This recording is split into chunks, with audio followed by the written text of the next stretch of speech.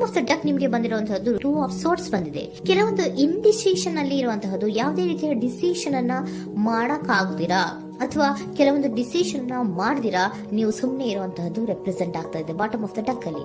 ನಿಮ್ಮ love life ನ ವಿಚಾರದಲ್ಲಿ ರೀಸೆಂಟ್ ಪಾಸ್ಟ್ ನಲ್ಲಿ ಕೆಲವೊಂದು ರೀತಿಯ ಎಂಡಿಂಗ್ ಗಳಾಗಿರುವಂತಹದ್ದು, ಲವ್ ಲೈಫ್ ನ ವಿಚಾರದಲ್ಲಿ ಕೆಲವೊಂದು ರೀತಿಯ ಡಿಸ್ಟರ್ಬೆನ್ಸ್ ಗಳಾಗಿರುವಂತಹದ್ದು, ಅವ್ಯವಸ್ಥೆಗಳಾಗಿರುವಂತಹದ್ದು, ಸಮಾಧಾನ ಇಲ್ಲದೆ ಇರುವಂತಹದ್ದು ರೆಪ್ರೆಸೆಂಟ್ ಆಗ್ತಾ ಇದೆ.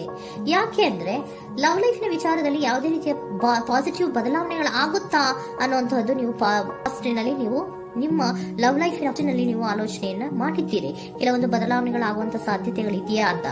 ಆದ್ರೆ ಎಂಡಿಂಗ್ ಗಳಾಗಿರುವಂತಹದ್ದು ಯಾವುದೇ ರೀತಿಯ ಸರಿ ಹೋಗ್ಲಿಲ್ಲದೆ ಇರುವಂತಹದ್ದು ರೆಪ್ರೆಸೆಂಟ್ ಆಗ್ತಾ ಇದೆ. ತುಂಬಾ ಆಲೋಚನೆಯನ್ನ ಮಾಡಿರುವಂತಹದ್ದು ನಿಮ್ಮ ಲವ್ ಲೈಫಿನ ವಿಚಾರವಾಗಿ ನಿದ್ರಾಹೀನತೆಗಳಾಗಿದೆ. ಕೆಲವೊಂದು ರೀತಿಯ ಸ್ಟ್ರೆಸ್ಸಿಗೆ ಒಳಗಾಗಿರುವಂತಹದ್ದು ನಿಮ್ಮ ರೀಸೆಂಟ್ ಪಾಸ್ಟಿನಲ್ಲಿ ನಡೆದಿರುವಂತಹದ್ದು. ಲವ್ ಲೈಫಿನ ವಿಚಾರವಾಗಿ ಯಾವುದೇ ರೀತಿಯ ಅಂತ ಸಮಾಧಾನದ ಏನು ನಿಮಗೆ ನಡೆದಿಲ್ಲ. ಆ ಕಾರಣಕ್ಕೆ ನಿಮಗೆ ಕೆಲವೊಂದು ವಿಚಾರಗಳನ್ನ ಡಿಸಿಷನ್ ತಗೊಳ್ಳುವಂತಹದ್ದು, ಡಿಸೈಡ್ ಅನ್ನ ಮಾಡುವಂತಹದ್ದು ನಿಮಗೆ ಕಷ್ಟ ಆಗ್ತಾ ಇರೋದು. ನೀವು ಪ್ರೆಸೆಂಟ್ ಸಿಚುಯೇಷನ್ ಅಲ್ಲಿ ಬರುವಂತಹ ಆಫರ್ಗಳನ್ನ ನೀವು ಏನ್ ಮಾಡ್ತಾ ಇದ್ದೀರಾ ಅಂದ್ರೆ ರಿಜೆಕ್ಟ್ ಮಾಡ್ತಾ ಇದ್ದೀರಾ ಅಥವಾ ಮಿಸ್ ಮಾಡ್ಕೋತಾ ಇದ್ದೀರಾ. ಕೆಲವೊಂದು ಆಪರ್ಚುನಿಟೀಸ್ ಗಳು ಬಂದ್ರೂ ಕೂಡ ಅದರ ಬಗ್ಗೆ ನೀವು ಕರೆಕ್ಟ್ ಆಗಿ ಗಮನವನ್ನ ಕೊಡ್ತಾ ಇಲ್ಲ. ಯಾಕೆ ಕೊಡ್ತಾ ಇಲ್ಲ? ನಿಮ್ಗೆ ಗೊತ್ತಾಗ್ತಿಲ್ಲ ಏನ್ ಮಾಡ್ಬೇಕು. ಅದಕ್ಕೋಸ್ಕರ ನೀವ್ ಏನ್ ಮಾಡ್ತಿದ್ದೀರಾ, ಎಂಡಿಂಗ್ ಆದಂತಹ ಆಫರ್ಗಳಿರ್ಬೋದು ಅಥವಾ ಬೇರೆ ಯಾವುದೇ ಆಫರ್ಗಳಿರ್ಬೋದು ಬಂದ್ರೆ ಅದನ್ನ ನೀವು ಗಮನನೇ ಕೊಡದೇ ಇರುವಂತಹದ್ದು. ಯಾವುದೋ ಕೆಲವು ವಿಚಾರ ನಿಮ್ಮ ಲವ್ ಲೈಫ್ ನ ವಿಚಾರವಾಗಿ ಕೆಲವೊಂದು ರೀತಿಯ ಮತ್ತಷ್ಟು ಮುಟ್ಟೋದು ಅಂದ್ರೆ ರಿವ್ಯಾಲ್ಯೂಯೇಷನ್ ಅನ್ನ ಮಾಡ್ತಾ ಇರುವಂತಹದ್ದು ಪ್ರೆಸೆಂಟ್ ಆಗ್ತಾ ಇದೆ. ಪ್ರೆಸೆಂಟ್ ಅಲ್ಲಿ ನಾನು ಯಾವುದೇ ಆಫರ್ ಅನ್ನ ತಗೊಳ್ಳುವಂತ ಸ್ಥಿತಿಯಲ್ಲಿ ಇಲ್ಲ ಅನ್ನುವಂತ ರೀತಿಯಲ್ಲಿ ನೀವು ಆಫರ್ಗಳನ್ನ ಮಿಸ್ ಮಾಡ್ಕೊಳ್ಳುವಂತಹದ್ದು ಅಥವಾ ರಿಜೆಕ್ಟ್ ಮಾಡುವಂತಹದ್ದು ರೆಪ್ರೆಸೆಂಟ್ ಆಗ್ತಾ ಇದೆ. ನೆಕ್ಸ್ಟ್ ಕಾರ್ಡ್ ಬಂದಿರುವಂತಹದ್ದೇನು, ಪ್ರೆಸೆಂಟ್ ನಲ್ಲಿ ಪೇಜ್ ಆಫ್ ಸೋರ್ಟ್ಸ್ ಬಂದಿದೆ. ಯಾವುದೋ ಒಂದು ನಿಮ್ಮ ಲವ್ ಲೈಫ್ ನ ವಿಚಾರವಾಗಿ ಬಹಳಷ್ಟು ಕ್ಯೂರಿಯಾಸಿಟಿಯಿಂದ ಏನೋ ವಿಚಾರವನ್ನ ತಿಳ್ಕೊತಾ ಇದ್ದೀರಾ, ಬಹಳಷ್ಟು ಕ್ಯೂರಿಯಾಸಿಟಿಯಿಂದ ತಿಳ್ಕೊತಾ ಇದ್ದೀರಾ ಏನಾಗ್ತಾ ಇದೆ, ಹೇಗಾಗ್ತಾ ಇದೆ ಅಂತ. ತುಂಬಾನೇ ನೀವು ಕೆಲವೊಬ್ರು ಲವ್ ಲೈಫ್ ನ ವಿಚಾರದಲ್ಲಿ ತುಂಬಾನೇ ಮಾತು ಕೂಡ ಆಡ್ತಾ ಇರುವಂತಹದ್ದು ರೆಪ್ರೆಸೆಂಟ್ ಆಗ್ತಾ ಇದೆ.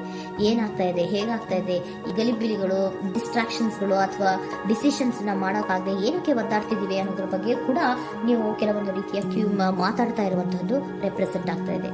ಯಾವಾಗ ಕೆಲವೊಂದು ವಿಚಾರಗಳಲ್ಲಿ ನೀವು ಮಾತಾಡಿ ಕ್ಲಿಯರ್ ಅನ್ನ ಮಾಡ್ಕೊತಿರೋ ಆಗ ನೀವು ಕೆಲವೊಂದು ರೀತಿಯ ಆಕ್ಷನ್ಸ್ ಗಳನ್ನ ತಗೋಬೇಕು ಅನ್ನೋ ನಿರ್ಧಾರವನ್ನ ಮಾಡಿರುವಂತದ್ದು.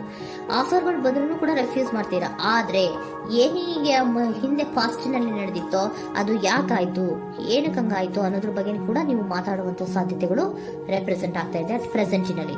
ಆಮೇಲೆ ನೀವು ಮಾತಾಡಿದ ಮೇಲೆ ಕೆಲವೊಂದು ರೀತಿಯ ನಿರ್ಧಾರಗಳನ್ನ ಮಾಡುವಂತಹದ್ದು. ನೈಟ್ ಆಫ್ ವ್ಯಾಂಡ್ಸ್ ಬಂದಿದೆ. ಸೊ ಆವಾಗ ನೀವು ನಿಮ್ಮ ಕೆಲವೊಂದು ವಿಚಾರಗಳಲ್ಲಿ ಕ್ಲಾರಿಟಿಗೆ ಬಂದ ಮೇಲೆ ನಿಮ್ಮ ಲವ್ ಲೈಫಿನ ವಿಚಾರದಲ್ಲಿ ಕೆಲವೊಂದು ಆಕ್ಷನ್ ಗಳನ್ನ ತಗೊಳ್ಳುವಂತಹದ್ದು ರೆಪ್ರೆಸೆಂಟ್ ಆಗ್ತಾ ಇದೆ. ಹಾಗೆ ಏನ್ ಆಕ್ಷನ್ಸ್ ಗಳನ್ನ ತಗೋತೀರಾ? ಈಗ ಕೆಲವೊಂದು ರೀತಿಯ ಆಫರ್ಗಳನ್ನ ನೀವು ಬಂದಂತಹ ಆಫರ್ಗಳನ್ನ ನೀವು ಏನ್ ಮಾಡಿದೀರಾ, ರೆಫ್ಯೂಸ್ ಅನ್ನ ಅಟ್ ಪ್ರೆಸೆಂಟ್ ಅಲ್ಲಿ ಮಾಡಿದ್ದೀರಾ. ಈಗಲೂ ಕೂಡ ನೀವು ಬಂದಂತಹ ಆಫರ್ ಅನ್ನ ನೀವೇನ್ ಮಾಡ್ತೀರಾ, ರೆಫ್ಯೂಸ್ ಅನ್ನ ಮಾಡ್ತೀರಾ ಅಥವಾ ರಿಜೆಕ್ಟ್ ಅನ್ನ ಮಾಡ್ತೀರಾ. ಯಾಕೆ? ಸೆಕೆಂಡ್ ಕಾರ್ಡ್ ನಿಮ್ಗೆ ಇಮಿಡಿಯೇಟ್ ಫ್ಯೂಚರ್ ನಲ್ಲಿ ಸೆಕೆಂಡ್ ಕಾರ್ಡ್ ಬಂದಿರೋದು ಯಾವುದು, ಹಾರ್ಮೆಟ್ ಕಾರ್ಡ್ ಬಂದಿದೆ. ಸೊ ಲೋನ್ಲಿನೆಸ್ ಅನ್ನ ರೆಪ್ರೆಸೆಂಟ್ ಮಾಡುತ್ತೆ. ಯಾಕೆ ಲೋನ್ಲಿನೆಸ್ ಅನ್ನ ರೆಪ್ರೆಸೆಂಟ್ ಮಾಡುತ್ತೆ? ಬೇಡಪ್ಪ, ಈ ಜಗ್ಲಿಂಗ್ ಗಳೇ ಬೇಡ. ತುಂಬಾ ಜಗ್ಲಿಂಗ್ ಇದೆ ನಿಮ್ಮ ಲವ್ ಲೈಫ್ ನ ವಿಚಾರದಲ್ಲಿ. ಕೆಲವೊಬ್ಬರಿಗೆ ತುಂಬಾ ಜಗ್ಲಿಂಗ್ ಇದೆ. ಯಾವಾಗ್ಲೂ ಬ್ಯಾಲೆನ್ಸ್ ಅನ್ನ ಮಾಡ್ತಾ ಇರ್ಬೇಕು. ಈ ಕಡೆಗೆ ಹೇಳಿದ್ರೆ ಆ ಕಡೆಗೆ ಹೋಗುತ್ತೆ, ಆ ಕಡೆಗೆ ಹೇಳಿದ್ರೆ ಈ ಕಡೆಗೆ ಬರುತ್ತೆ. ಯಾವ ಕಡೆ ಅಂತ ಮಾಡೋದು ಅನ್ನುವಂತಹ ಆಲೋಚನೆಯನ್ನ ಮಾಡ್ತಾ ಇರುವಂತದ್ದು. ಸದ್ಯಕ್ಕೆ ಯಾವುದೇ ಆಫರ್ ಬೇಡ, ಸ್ವಲ್ಪ ಒಂಟಿಯಾಗಿರೋಣ ಅಂತ ನೀವು ಆಲೋಚನೆಯನ್ನ ಮಾಡ್ತಾ ಇರುವಂತದ್ದು ರೆಪ್ರೆಸೆಂಟ್ ಆಗ್ತಾ ಇದೆ. ಮತ್ತೆ ಕೆಲವೊಬ್ಬರಿಗೆ ಕೆಲವೊಂದು ರೀತಿಯ ಕ್ಯೂರಿಯಾಸಿಟಿಯಿಂದ ಏನಾಗ್ತಾ ಇದೆ ಅಂತ ವಿಷಯಗಳನ್ನ ತಿಳ್ಕೊಂಡ್ಮೇಲೆ ಕೆಲವೊಂದು ಆಕ್ಷನ್ಸ್ ಗಳನ್ನ ತಗೊಳ್ಳುವಂತದ್ದು ಕೂಡ ರೆಪ್ರೆಸೆಂಟ್ ಆಗ್ತಾ ಇದೆ. ಯಾವುದೇ ರೀತಿಯ ಭಯ ಇಲ್ಲದೆ ವಿಷಯಗಳನ್ನ ತಿಳ್ಕೊಂಡು ನೀವು ಆಫರ್ಗಳನ್ನ ಅಟ್ ಪ್ರೆಸೆಂಟ್ ಅಲ್ಲಿ ರೆಫ್ಯೂಸ್ ಮಾಡೋ ಸಾಧ್ಯತೆಗಳು ಕೂಡ ಕೆಲವೊಬ್ಬರಿಗೆ ರೆಪ್ರೆಸೆಂಟ್ ಆಗ್ತದೆ. ಯಾಕೆ ಆಫರ್ಗಳನ್ನ ರೆಫ್ಯೂಸ್ ಮಾಡ್ತೀರಾ? ನಿಮ್ಮ ಲವ್ ಲೈಫ್ ನ ವಿಚಾರದಲ್ಲಿ ಬರೀ ಜಗ್ಲಿಂಗ್, ತುಂಬಾ ಬ್ಯಾಲೆನ್ಸ್ ಅನ್ನ ಮಾಡ್ಬೇಕು. ಯಾವ ಕಡೆ ಮಾಡ್ಬೇಕು, ಹೇಗ್ ಮಾಡ್ಬೇಕು ಗೊತ್ತಾಗದೇ ಇಲ್ಲ. ನೀವೇನ್ ಮಾಡ್ತೀರಾ, ಸ್ವಲ್ಪ ದಿನದ ಮಟ್ಟಿಗೆ ನಾನು ಲೋನ್ಲಿ ಆಗಿರ್ಬೇಕು ಅನ್ನೋದನ್ನ ಇಲ್ಲಿ ನಿಮ್ಗೆ ಲವ್ ಲೈಫ್ ನ ವಿಚಾರವಾಗಿ ರೆಪ್ರೆಸೆಂಟ್ ಆಗ್ತಾ ಇದೆ. ಈ ಎಲ್ಲಾ ಕನ್ಫ್ಯೂಷನ್ಸ್ ಇರೋದ್ರಿಂದಲೇ ನಿಮ್ಗೆ ಬಾಟಮ್ ಆಫ್ ದ ಡಕ್ ಬಂದಿರುವಂತಹದ್ದು, ಟೂ ಆಫ್ ಸೋರ್ಟ್ಸ್ ಬಂದಿರುವಂತಹದ್ದು. ಸೊ ಇಂಡಿಸಿಷನ್ ಆಗ್ತಾರೆ ಅಂತ ಏನ್ ಮಾಡ್ಬೇಕು ಗೊತ್ತಾಗಲ್ಲ.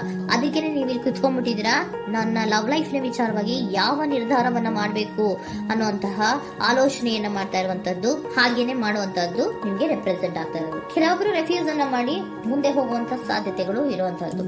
ಮತ್ತೆ ಕೆಲವೊಬ್ರು ಆಫರ್ಗಳನ್ನು ಬರುವಂತದನ್ನ ಬ್ಯಾಲೆನ್ಸ್ ಅನ್ನ ಮಾಡಬೇಕು, ಜಗ್ಲಿಂಗ್ ಅನ್ನ ಮಾಡಬೇಕು, ಸದ್ಯದ ಮಟ್ಟಿಗೆ ಒಂಟಿಯಾಗಿ ಇರೋಣ ಅಂತ ಆಲೋಚನೆಯನ್ನ ಮಾಡ್ತಾ ಇರುವಂತದ್ದು ರೆಪ್ರೆಸೆಂಟ್ ಆಗ್ತಾ ಇದೆ.